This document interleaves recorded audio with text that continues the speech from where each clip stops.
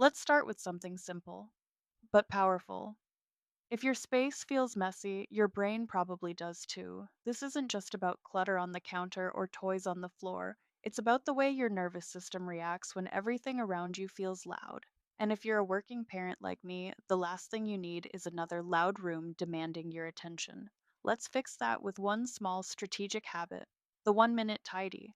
It sounds tiny, and it is, but it's powerful.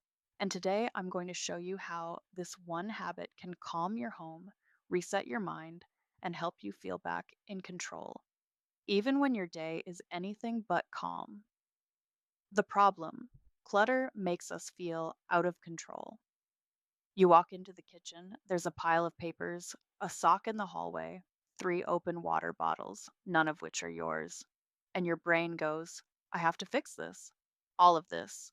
But here's the truth: when your house feels chaotic, your nervous system doesn't relax. It scans, it spirals, it thinks it's in danger, and suddenly your day feels harder than it is.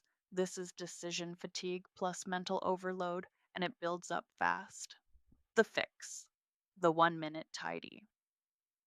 This fix is what I call a micro habit, a small, low resistance action that has disproportionate impact. Here's how it works: one spot, 1 minute, one visual win. That's it. You're not deep cleaning. You're interrupting the overwhelm spiral with clarity.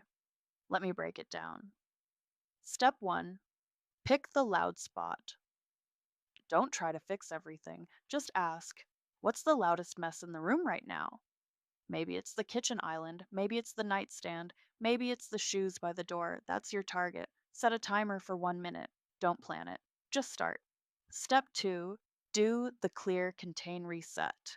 This is my go to micro process. Clear: move anything that doesn't belong. Contain: group or straighten what stays. Reset: wipe it or flatten it, even just one pass. In 60 seconds, you'll see visible progress. And that tiny win, it reminds your brain, I can change my environment. Step three: stack it to a routine. Want this to stick? Stack it onto something you already do. Examples: while your coffee brews, after school, drop off, before your last meeting, when the kids start bath time. This is called habit anchoring, and it's how we make things automatic. Educator insight: why this works. As a certified educator and doctoral student, I teach a lot about cognitive overload and how our brain responds to overstimulation. One thing I know for sure: your brain can't focus in visual chaos. When we clean up a small space, even one drawer, then we lower that sensory demand. It doesn't just look better, it feels better. This habit is about emotional regulation, not perfection.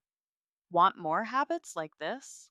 If this feels helpful, if you're craving more calm, if your days feel reactive instead of grounded, then you'll love the full time mastery for working parents course.